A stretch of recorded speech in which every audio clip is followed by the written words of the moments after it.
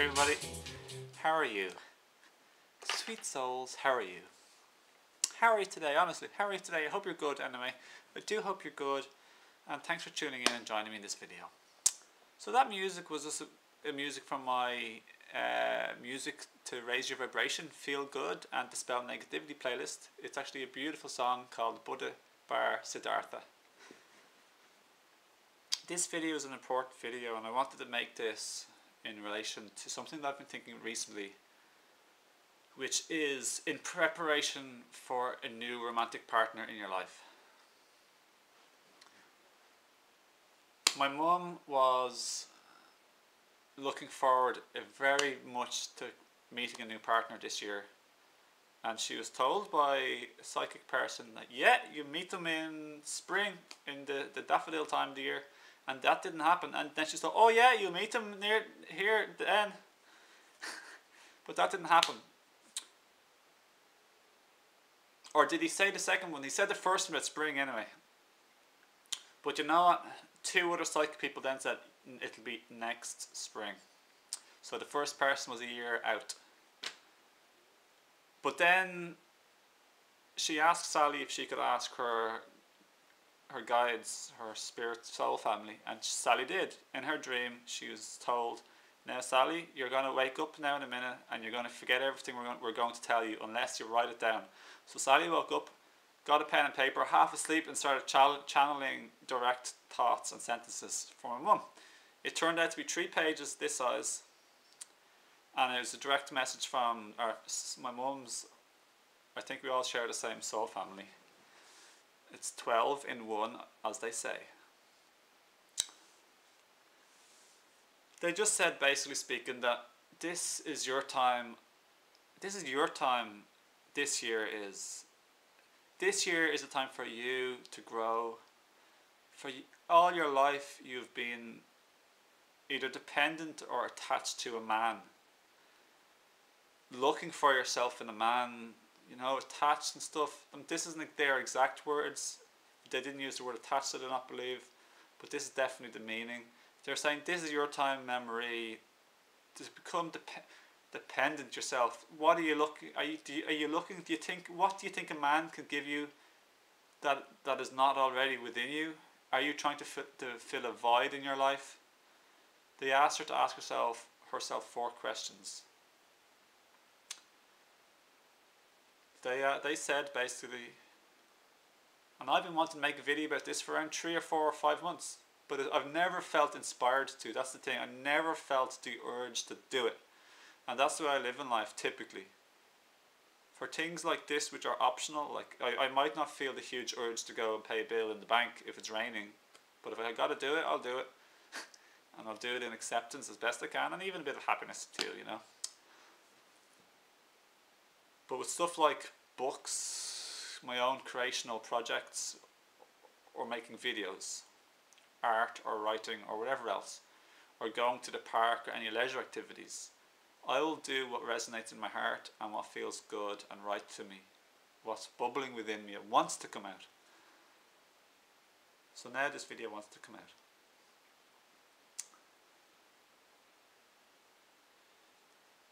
When you're single, it's a time for you to fill yourself up so that you are full. So when you get a partner, it's a bonus.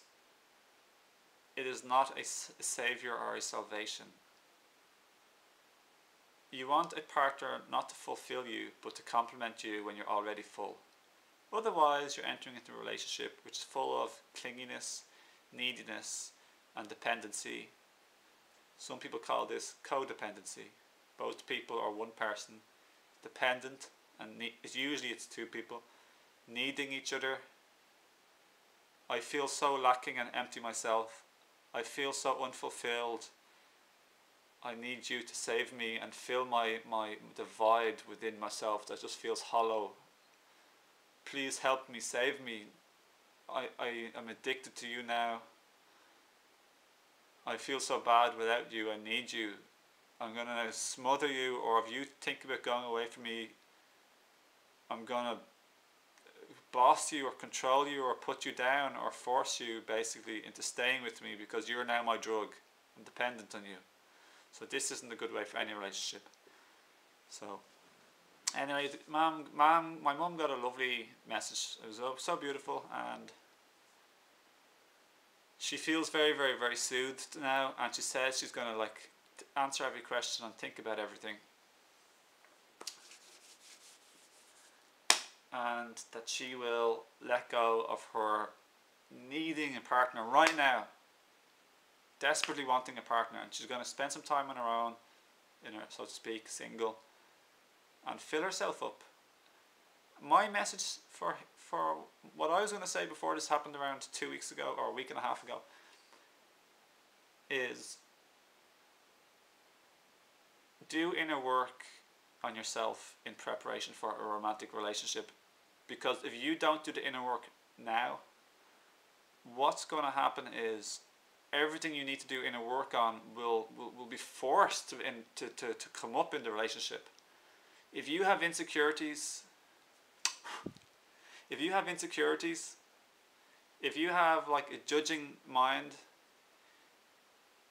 if you have lack of consideration or lack of care towards people, if you have selfishness and thoughtlessness going on in you, if you have neediness and attachment going on in you, your partner, when you're seeing them regularly and you have a strong connection with them emotionally, you're going to be triggered like this so quickly and so easily and profoundly if you haven't dealt and processed this stuff already.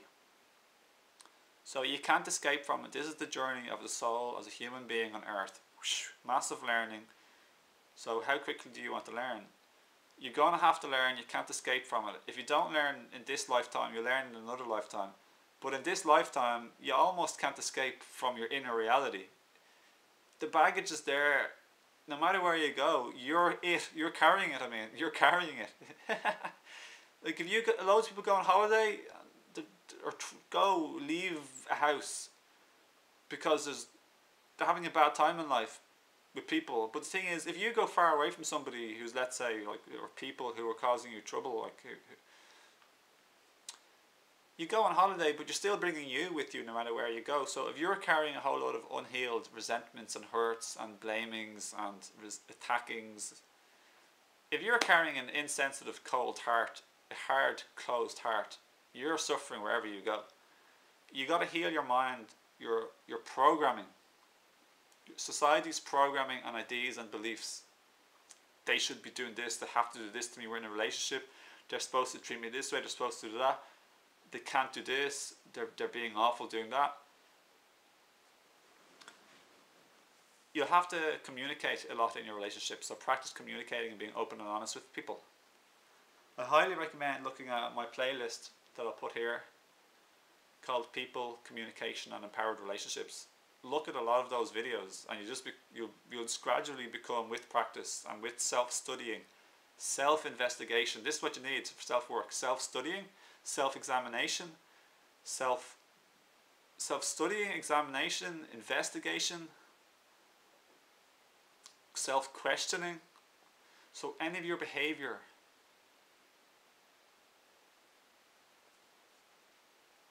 in life, any of your reactions, any of your outbursts, any of your uncomfortable emotions, especially, this is the best thing, any of your disturbing, uncomfortable, not nice emotions, fear, anxiety, anger, judgment and resentment, irritation. This is the time for immediate prioritization of you to study and examine yourself. What is happening within you? What thoughts are you thinking? Can you see the second you think this thought, the instant later you're having this emotional reaction to your thoughts? If you think, God, this is lovely, you'll feel good. If you think, God, they're terrible, you're going to feel bad. It's all about basically what the Buddha said. What did Buddha say? Don't believe anything I say or what anybody says unless it resonates with your own inner wisdom and your own inner common sense, your own inner reason. who said know thyself? Something like Socrates, I don't know. To understand or to know thyself, to understand yourself is to understand others is wise, but to understand yourself is like enlightenment or something.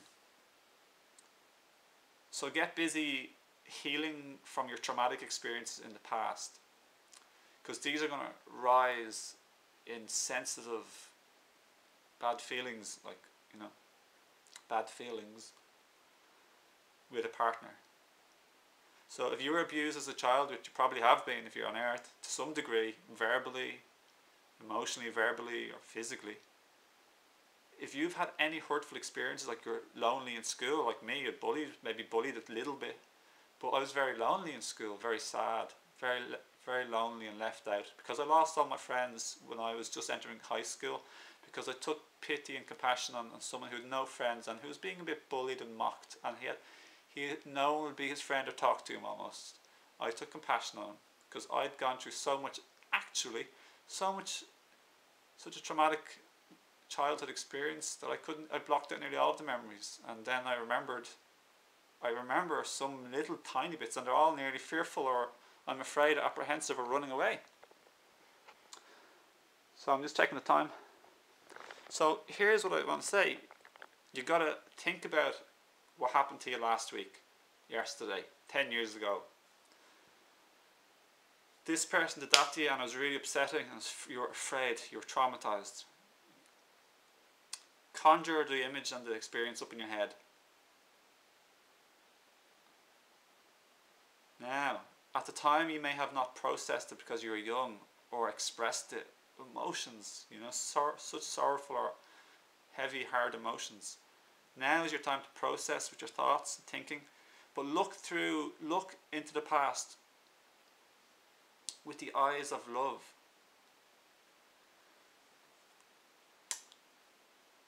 Look into your past with the eyes of love, okay?